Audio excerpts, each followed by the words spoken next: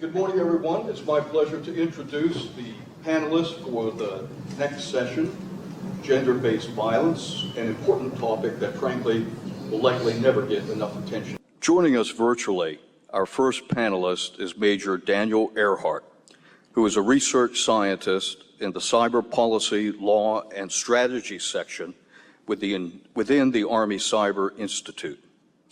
His presentation will be about political violence targeting women in Yemen.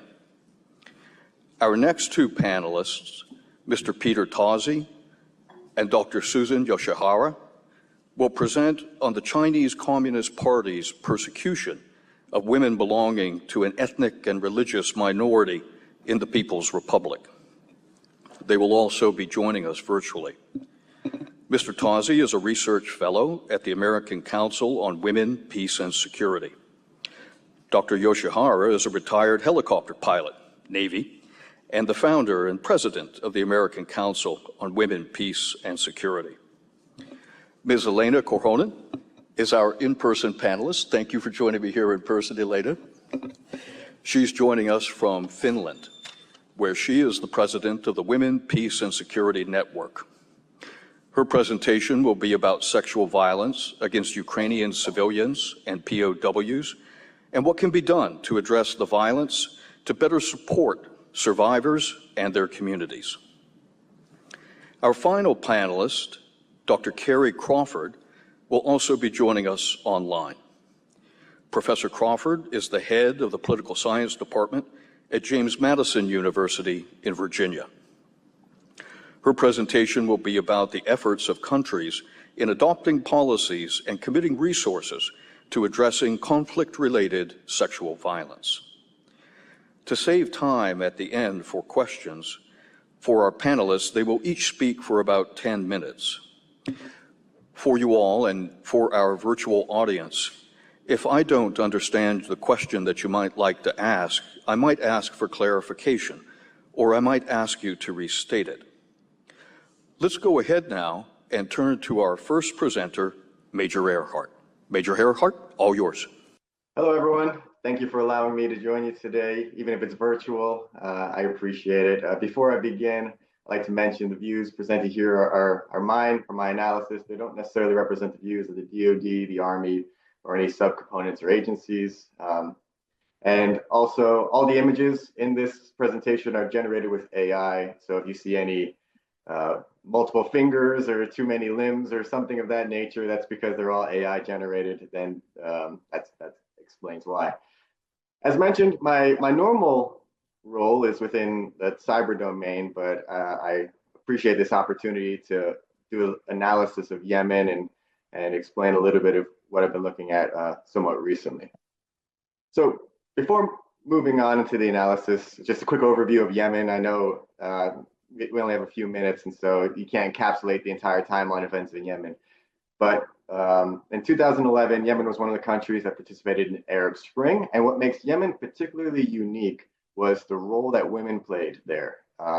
Actually, women played a significant leadership role in the protests and the uprisings during the Arab Spring.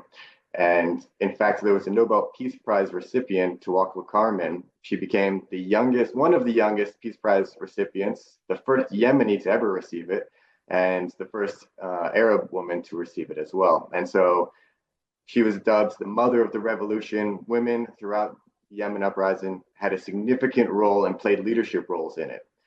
So we fast forward a little bit to 2014, and the Houthis control Sana'a, the capital of Yemen, and they develop a partnership with the formerly ousted President Saleh.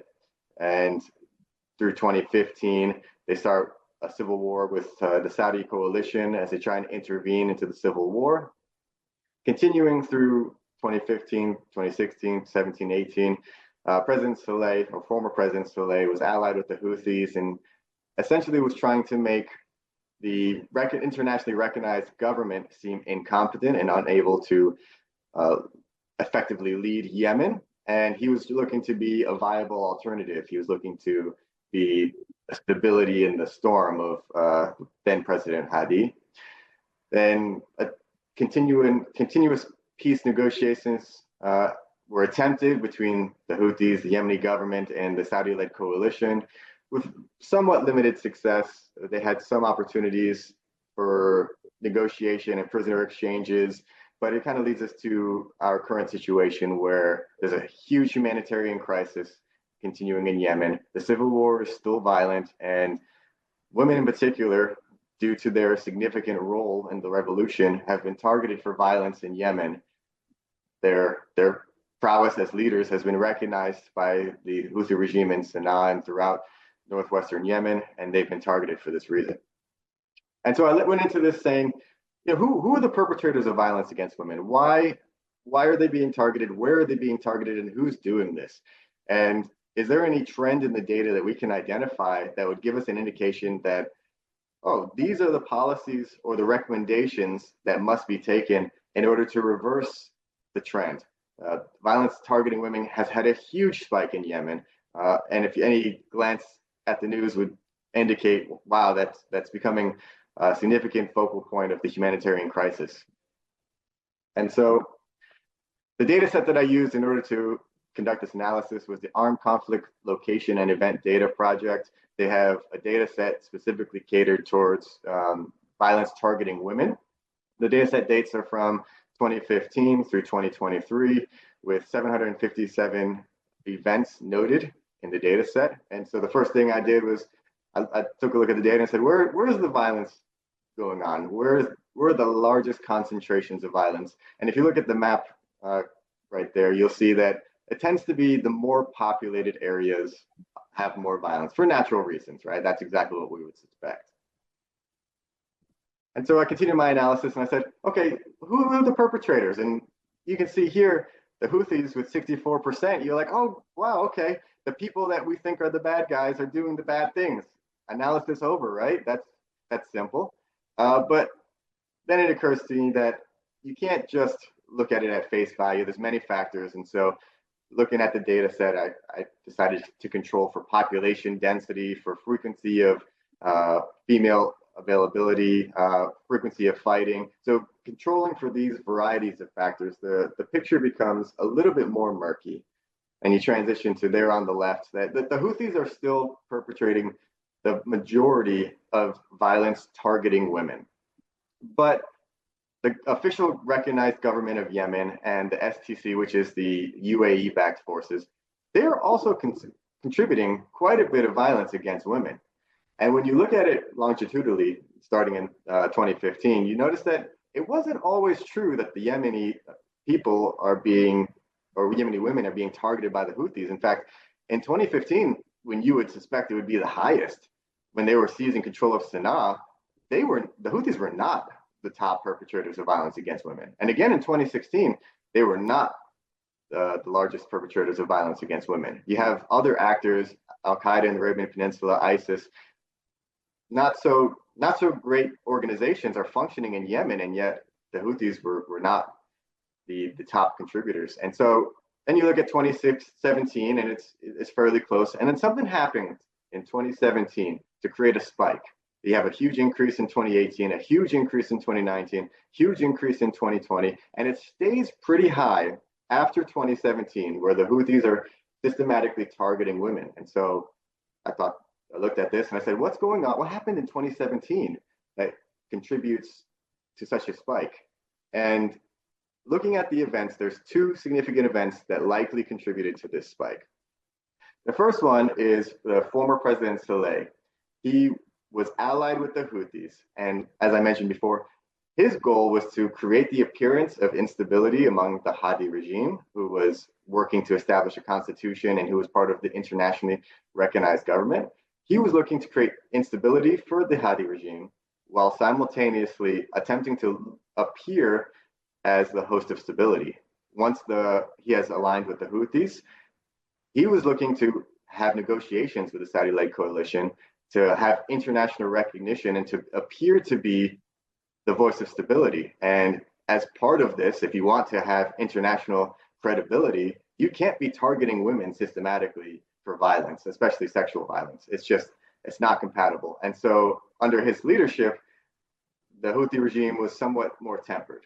Well, if you look in December of 2017, the Houthis decided to assassinate him. The Houthis and Saleh have parted ways, and now he is no longer leading the Houthi coalition to seek international recognition, and he's no longer leading the negotiations with the Saudis. And so once you have that leadership gap, that individual who's trying to create the appearance of stability, well, naturally, you're going to have a period of instability. And the second largest contributing factor, which seems to have occurred, is the creation of the Zanabayat Battalion. So this is an all-female force for the Houthis who are based off of the IRGC, the Iranian IRGC paramilitary fighters. And their role is to be essentially women oppressing women. They conduct the Houthis' oppressive roles targeting women. They storm houses, detain activists, they attack the female stage demonstrations, and their role is to go where the Houthi men essentially cannot. And oftentimes the UN has criticized this battalion for detention, torture, and even killings. They were established in 2017. So you have a combination of a leadership gap in the international community for the Houthis, and also the systematic oppression of women, targeting women in order to oppress the women who have essentially led the revolution and led the Yemeni culture away from oppression and away from Saleh. And so just some quick policy guidelines and recommendations. The data clearly indicates that as the war picks up and the violence increases, there's obviously an increase in violence that targets women. Gender-based violence increases throughout the civil war. That's no shock. But for Yemen in particular, in each stage of the conflict, women have taken a leadership role. Women have demonstrated their commitment, and they have demonstrated their willingness to take on active roles that are dangerous. And so while negotiating terms for peace, or however the Yemeni conflict may come to an end, it's essential that those women who have taken that leadership role are included in the negotiations and included in the discussions. Once this has occurred, then the elimination of violence using women-targeted laws and trauma support, then they can come into play and they can be accurately enforced, and they can have confidence that these systems are going to be utilized. And moving into the final stage of normalization, enabling and supporting female participation in decision-making positions. They naturally took leadership roles during the revolution. They have continued to take leadership roles today. They continue to lead in protests in Sana'a, Houthi-controlled Sana'a. They're still taking protests today. Naturally, that level of leadership is needed at a governmental level if they're going to continue to have stability. So that was just a quick overview of what I've done in terms of Yemen. And on the right is an AI-generated image of, hopefully a government that has women and men integrated into it for Yemen, and their participation can be conducted safely without fear of reprisal. This is a goal. Obviously, we're a long ways away from that, but steps in the right direction hopefully will be taken. Thank you. I appreciate your time. Major Eerhart, thank you very much for that presentation. In a small but important way, by meeting your time hack, you've begun to atone for an unfathomable football loss a couple of days ago. We'll now go ahead and turn to Mr. Tozzi and Dr. Yoshihara. Thanks, Jody. Peter will be presenting for us, and I'll be here for Q&A. It's a delight to be here. As you know, I was on the faculty for a few years and presented at the first annual conference. Today we'll be looking at God, Sex, and Geopolitics. So I'm going to turn it on over to Peter. Thank you so much, Dr. Yoshihara. Good morning, all. In our paper, we argue that the Chinese Communist Party's genocide against the Uyghurs is a double persecution of women for their sex and their faith, as predominantly Muslim. Our interviews with Uyghur women, reading of books, reports, and testimonies demonstrated the integral role that women play in religion. For example, when Uyghur men would pray at the mosques, Uyghur women would hold prayer sessions in their living rooms, inviting over other women and their children to join. Uyghur women are the culture bearers, instilling a sense of identity within their children. Mothers raise their children to be loyal to their family and to their faith above the Chinese Communist Party. Therefore, women's roles go against the Marxist-Leninist orthodoxy of the party state being all-powerful When families believe in a power higher than the party state, that becomes a real threat to the legitimacy of the party state, and the Chinese Communist Party state is no different. Now, the genocide is also demographic. Women are the key to the double persecution. Now, we also argue that the genocide is very much geopolitical. The CCP's targeting of Uyghurs not only aids China's expansionism through the Belt and Road Initiative, but it also erodes the international order.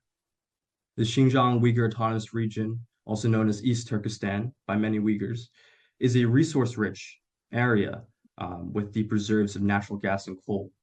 Thus, total control of the region is necessary for extracting resources for the ambitious BRI program. Now, Beijing's portrayal of the genocide and silencing a global condemnation flouts international norms and subverts liberty in Western democracies.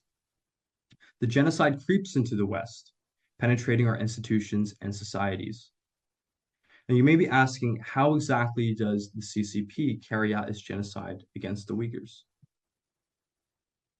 The CCP's genocide reaches into the most intimate spaces of Uyghur society. Within Uyghur homes, the Chinese party state embeds agents to spy on families to ensure that they don't speak the mother Uyghur tongue or pray. Agents have reportedly assaulted and even raped Uyghur women and girls within the comfort of their own homes. Uyghur men and women are also incarcerated in some 380 internment camps. Here, systematic rape against women occurs. Mass sterilization and forced abortions, which are methods of family planning policies that date back to the inception of the one-child policy in 1979, are systematically enforced. And family separation tears apart the very fabric of Uyghur communities, husband torn from wife and child torn from mother. In fact, from research, we found that according to French psychologist Marie Mazel, forced separation of child from mother mimics the extreme trauma that a child feels when separated from the mother at birth.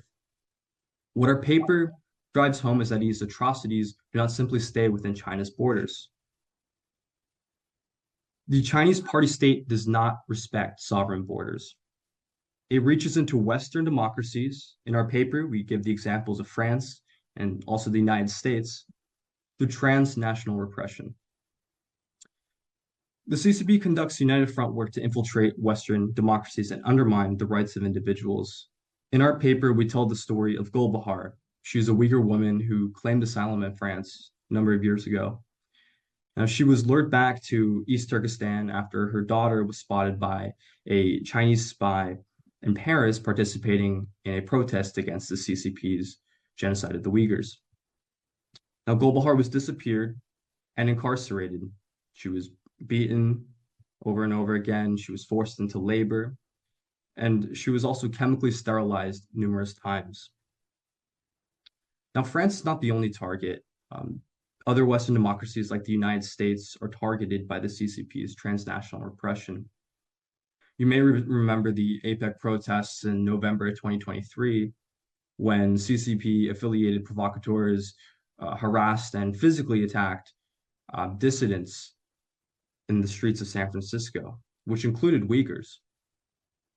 Now, the CCP has also embedded spies within the New York governor's office, influencing the office to toe the party line on issues like the genocide against the Uyghurs. The CCP's repression abroad poses a grave national security threat, and it threatens the very values we stand for as Americans. Now, corporations, international organizations, and even the United States are complicit in promoting Beijing's sense of impunity. Multinational corporations self-silence when they acknowledge that their own supply chains are tainted with forced labor, but they cover up evidence of human rights violations to keep, quote unquote, business as usual with China. Volkswagen is just one out of many examples.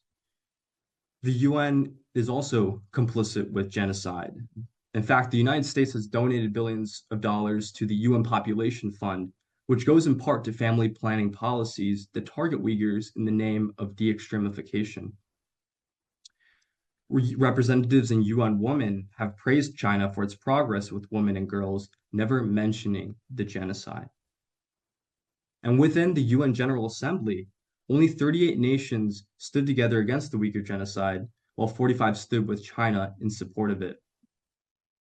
We are complicit too. Our seafood, textiles, electronics, and produce supply chains are tainted with forced labor. And we haven't exhausted our ability to stop the subsidization of human rights atrocities. By self-silencing and currying favor with Beijing, we promote China's sense of impunity, which proliferates human rights atrocities. Now, the United States has an extensive toolkit to combat the CCP's double persecution of Uyghur women, and we should use it. First, we should not subsidize tyranny. If forced labor is found in our supply chains, we should cut it out. We have laws like the Uyghur Forced Labor Prevention Act to purge our supply chains. It's time we enforce them. Second, we should name and shame those who fail to condemn the genocide, especially when they claim to speak for women and girls. Third, we should recognize the double persecution of women for their faith and their sex. Fourth, we should synergize the Women, Peace, and Security Act and the International Religious Freedom Act and other mandates in a coordinated effort. Now, I just want to end on a final note. Assistant Secretary of State for the Bureau of Democracy, Human Rights, and Labor, Daphne Rand, was correct in identifying that CCP transnational repression is a threat to American national security. This is the exact argument we've been making in our paper. However, Rand talks about balancing security and human rights. We disagree with that assessment. You can't simply balance the two. The CCP's double persecution shows that security and human rights are inextricably linked. To forget that means to become fair game for the PRC's double persecution. Thank you very much. Thank you, Mr. Tozzi. We'll go ahead now and turn to Ms. Korhonen.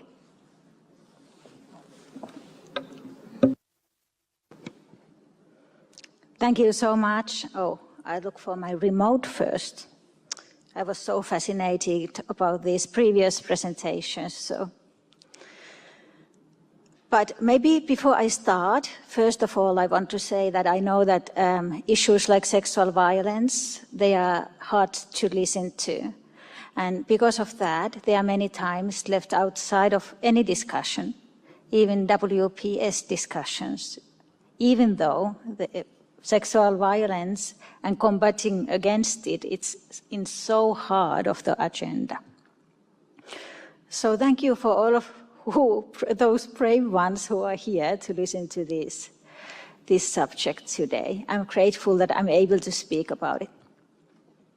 And I'm going to concentrate on Ukraine. Like Mr. Prescott was presenting, I'm from Finland, and so we share also a big and large and long border with Russia.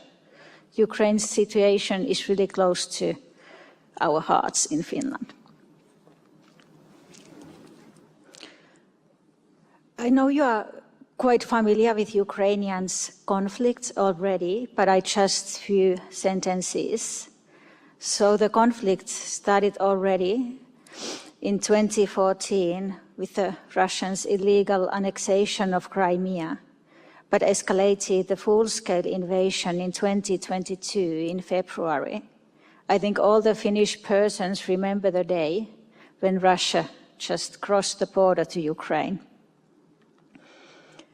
After 2022, the reports from United Nations and especially from local NGOs started to come in about these horrific crimes against women, men, children, persons belonging to any minorities, and they were very sexualized.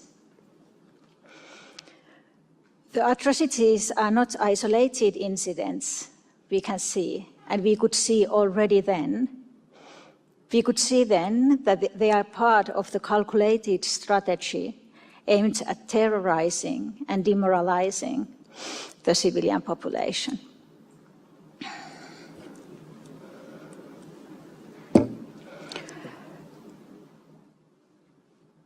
when we know that when the sexual violence is used as a weapon of war, there are some characteristics that we know that are usually the common thing in these cases. But what we know about the persons who are now, we have reports that have experienced sexual violence. We know there are thousands of cases, but many are not reported because of stigma and pre-charges. But what we have, those verified and reported cases, the youngest victim is 4-year-old girl, and the oldest is over 80 years old grandmother. Civilians are not the only ones who have been targeted with these crimes, prisoners of war as well. Those who have been freed, escaped, or otherwise are not in the under the Russians anymore, have been reporting rapes, threats of rape, forced nudity, and torture that is sexualized, like electric shock to genitals, for example.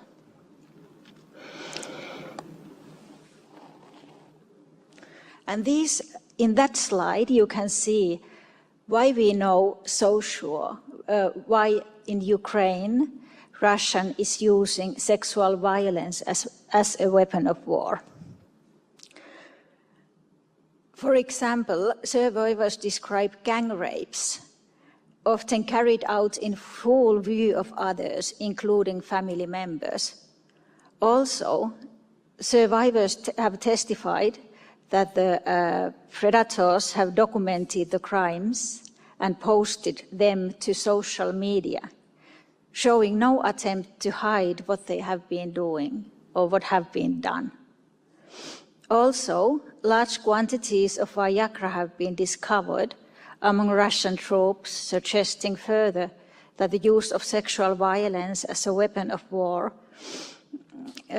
is what is ordered or at least accepted by senior military commanders.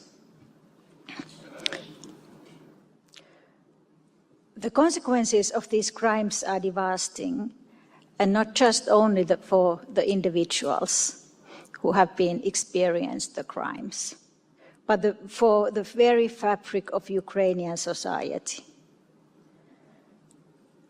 Ukraine is not alone. There has been many other cases, many other countries in history, and even when I'm speaking today in Sudan and Ethiopia, when these kind of things are happening. So what is the motive behind this?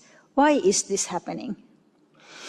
We know that when sexual violence is being used as a weapon of war, it's used to intimidation, aiming to demoralize and destabilize the civilian population.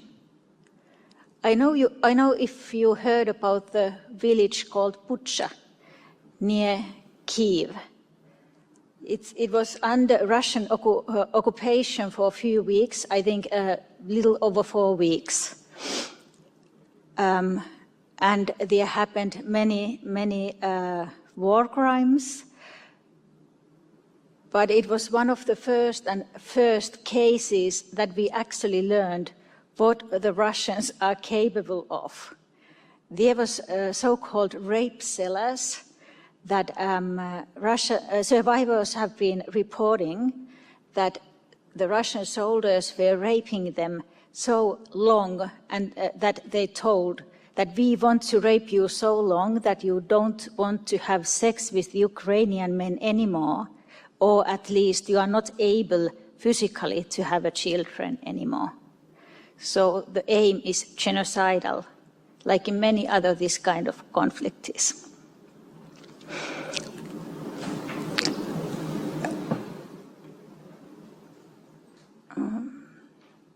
But as I was telling, this is not the new tactic of the war. For examples, in 1990s, Serbian forces established so-called rape camps in Bosnia to forcibly impregnate women as part of their campaign of ethnic cleansing. Also, same kind of organized sexual violence with genocidal nature happened during the Rwandan genocide in 1994.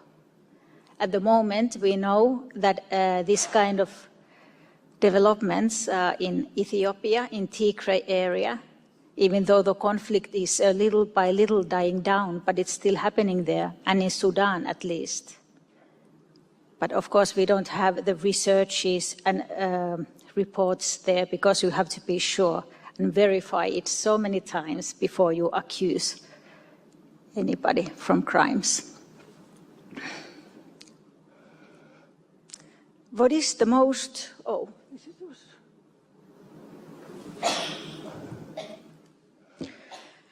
what is the most saddest part, and this is happening now in Ukraine, and my colleagues there are the most shocked about the extent of the shame what the survivors have been experiencing. And that's why it's so hard to report the sexual violence. Sexual violence remains deeply taboo subject in Ukraine in general, and even in these times of war, especially in rural and conservative areas. Victims are often blamed and subjected to harsh social judgment with harmful stereotypes, suggesting they somehow invited the violence themselves or pose a health risk due to, for example, potential HIV infection. For example, I talked with an 80-year-old woman whose husband was killed by Russians and who herself was raped in her own home. She didn't want to report sexual violence because she told me that it was probably her own fault because she did not hide herself better. This culture of blame silences survivors, and we really don't know how many cases of sexual violence there are. Moreover, the support system of survivors are inadequate. Ukraine lacks medical and psychological assistance for survivors. And the legal system, the trust for legal system is low. I can see that I'm maybe getting over time, am I? Yeah. So I jump to one important. Yeah, because this is important, a new development in Ukrainian contexts. The national law has made it until recently really hard to prosecute about the conflict-related sexual violence because so-called rape law concentrated on penetration and you had to have medical evidence, for example. But now, recently, the parliament, like a few weeks back, I think 2 weeks back, the Ukrainian parliament passed a groundbreaking law, and Ukraine will become the first country to implement the law that aims to have urgent reparations for survivors of conflict-related sexual violence during an ongoing war. So this is really great development. Ukraine is taking the matters really seriously. And I just want to, but Ukraine still will need a lot of support. And I want to highlight that this is not an Ukrainian issue, this is a human issue. I think as a humankind, we must do better. We must be better as a humankind. And as military leaders, as persons who work in military, I would really encourage you to, in operations, always make contact to local family planning clinics and women's groups, because they can tell you the real information of what's happening. The individuals won't, because the stigma is also usually everywhere too great. Sorry, Mr. Prescott, I got carried away.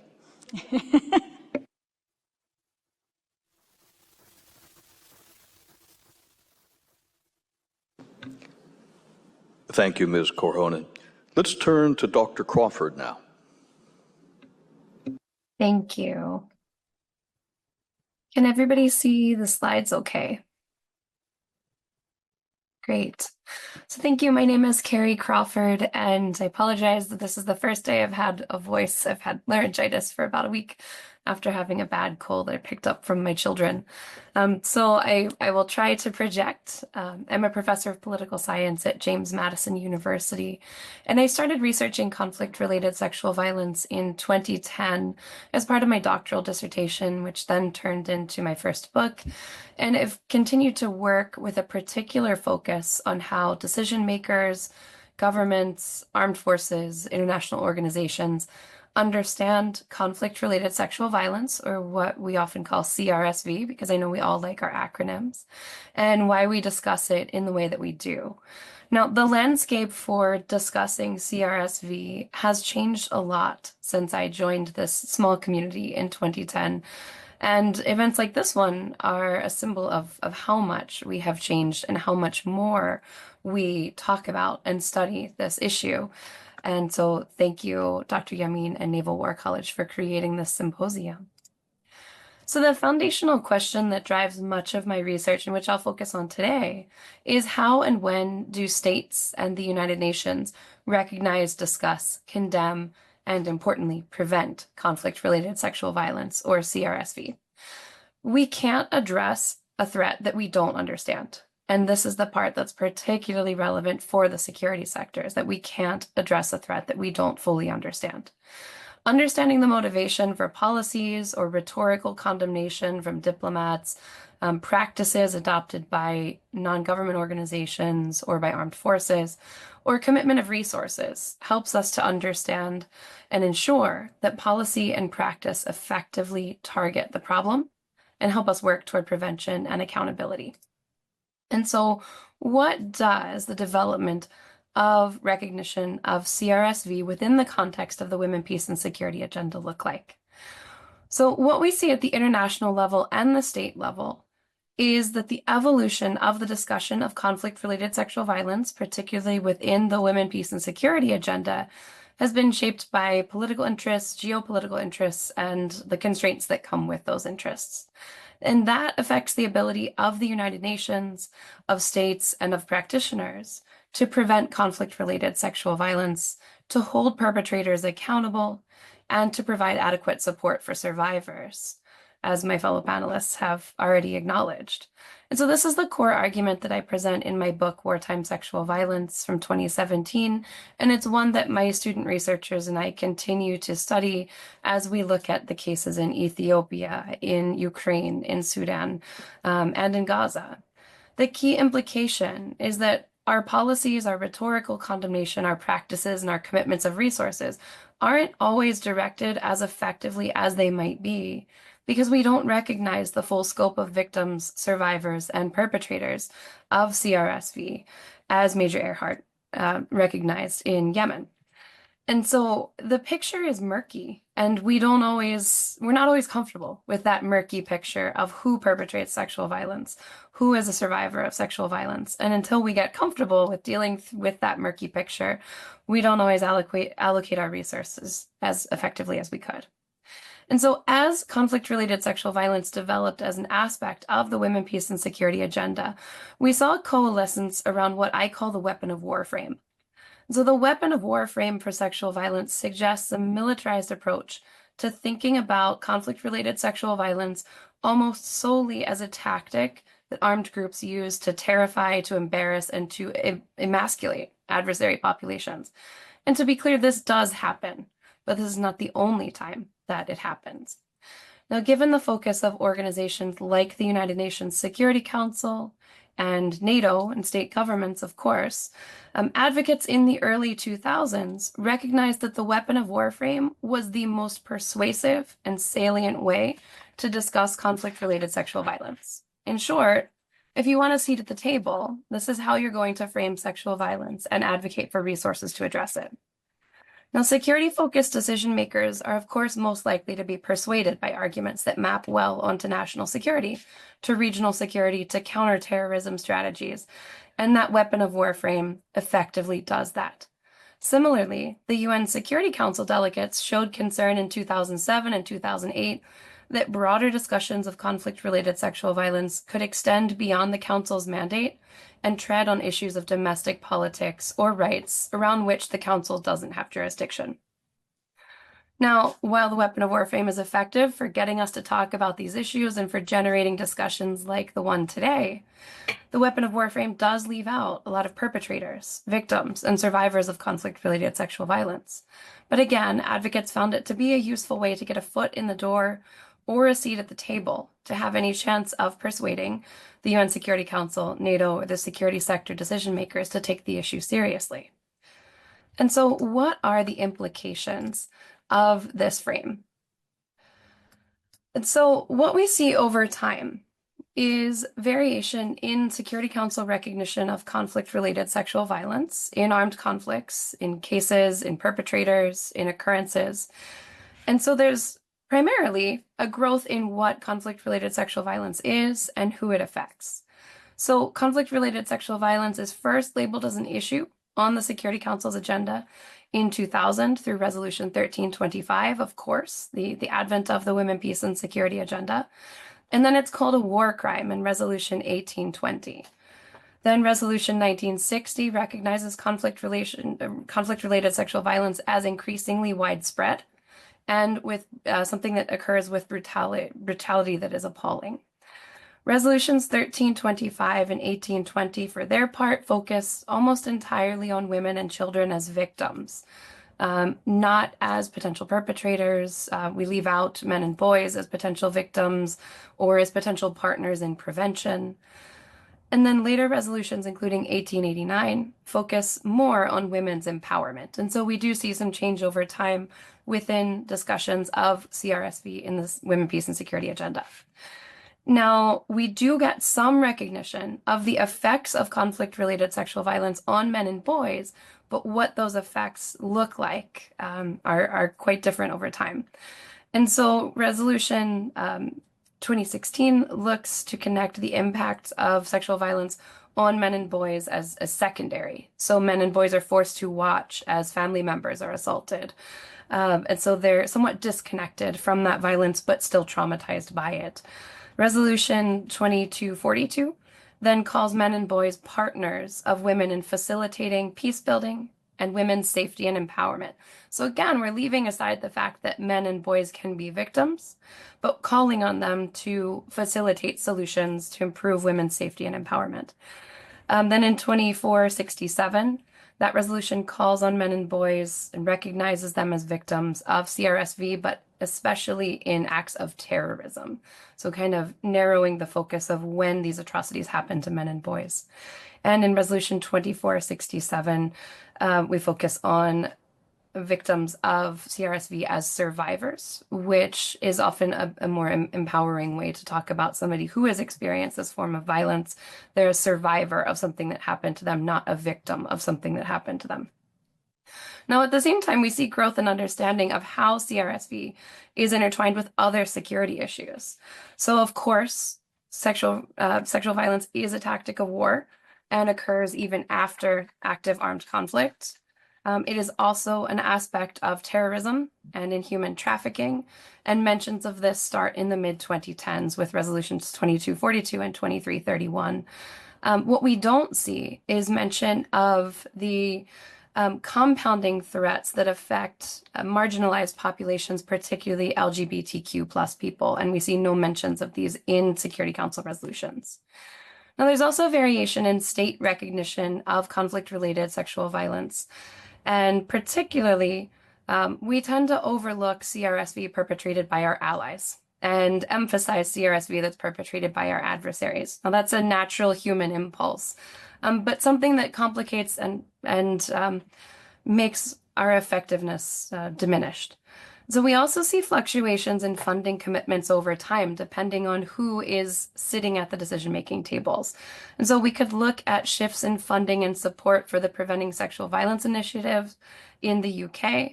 We could look at shifting commitments over time within the US, depending on which administration is in the White House and in the State Department. And further, we see that particular types of CRSV, particular types of victims and perpetrators are overlooked.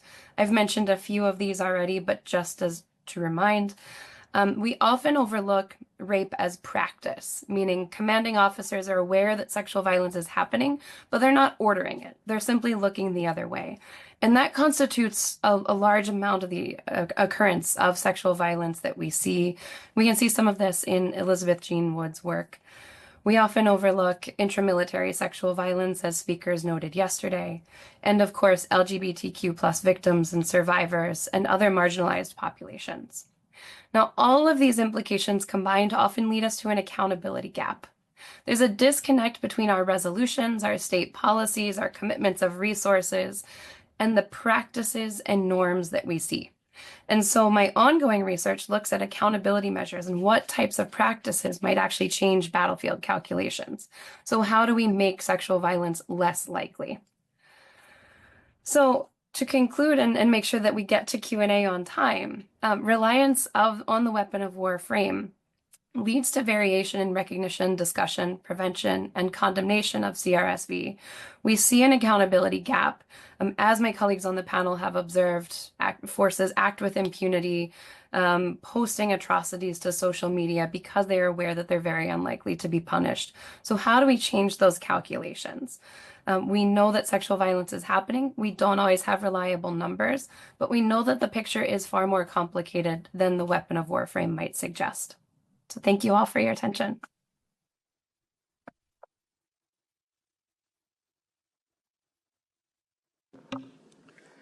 Thank you, Dr. Crawford. If it would be okay, we have only a few minutes left. I would like to turn to each of the panelists and ask them to take just a brief couple of minutes to give us their final thoughts. And Major Eerhart will resume the order. Let's start with you, please. Sure, I'd be happy to. Thank you.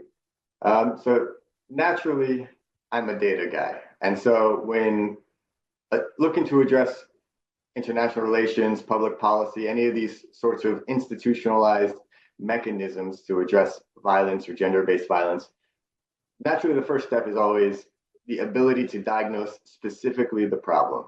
And so having that data to support decision-making, having that analysis to say, this is specifically who, what, when, where, why, and how, and being able to address it concisely and specifically with any sort of legislative or policy framework is essential. And I think as we continue forward, the ability to aggregate data and support organizations that are conducting the data aggregation is key to making progress in any of these realms within WPS and ensuring that lasting solutions result in any of the countries we discussed or any countries we haven't discussed today or yesterday. So thank you for taking the time to listen to me, and I appreciate all the other panelists and everyone attending. Thank you. Thank you, Major Eerhart. Dr. Yoshihara. Thanks, Jody. Thanks to everybody. I learned a lot today, and this was just a fantastic panel, and the lineup has been amazing at the War College this time around. It's just incredible that what you've been able to pull together. Our focus has really been in the so what and the ending impunity. In WPS, I've been doing it for over 20 years. You know, we often hear we need a demand signal and we need to prove, but the fact is these are foundational values. They're as old as human beings are, and any creative ways in any theoretical basis or doctrinal basis or wherever we can get it from, we have to always make sure that the outcome is the protection of men, women, boys, and girls, right? So I think that when we keep the end in mind, good people, no matter who they are, will follow. And I do agree that a lot of that happens behind the scenes and very deeply personal. And I know that all of you in the audience and those on the online audience are probably fellow travelers. So we're preaching to the choir. But again, thank you so much for letting us be here today. Thank you, ma'am. Ms. Korhonen. Thank you. I must agree with Dr. Susan that this has been really fascinating for me as well, to listen to these other beautiful experts. There are many thoughts in my mind. Maybe if there are students from this college, it's well known that when those who are in the army are doing during their operations targeting sexual violence or abuse to the local communities, it's oftentimes because the troops are unruly, they lack the sense of belonging, sense of friendship, sense of reasoning why we are in this war, why we are in this place, in this country, what are we doing here? And this is maybe something that you can think, because I think it's not only sexual violence, but maybe in many other moral aspects. People lacked, maybe sometimes lose their focus, their values, if they don't understand why they are in difficult situations. Yeah, that's about it. Thank you, Ms. Korhonen. Dr. Crawford, the last word is yours. Thank you. No pressure. So I would like to tie in my closing comment with also a response to a question in the chat from Rachel, which asked about, again, looking at our own context and survivor-centered approaches. And so I would like to advocate that as we think about policies and best practices, we're actually asking survivors for their input and what they need. So rather than asking people who have little connection to the context about how best to get resources to survivors, we need to make connections with survivors in each context to figure out what they need.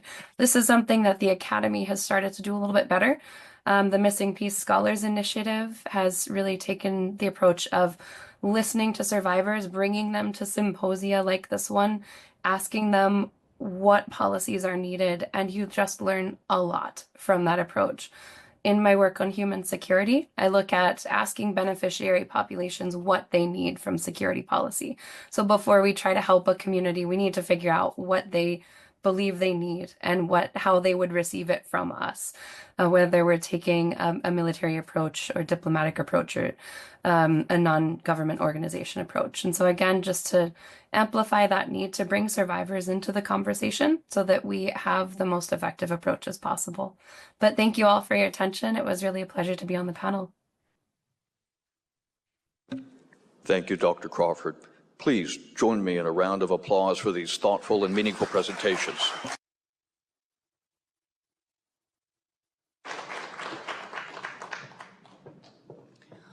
Please also thank Mr. Jody Prescott for serving as moderator. And of course, thank you to all of you for being here for a difficult but important conversation.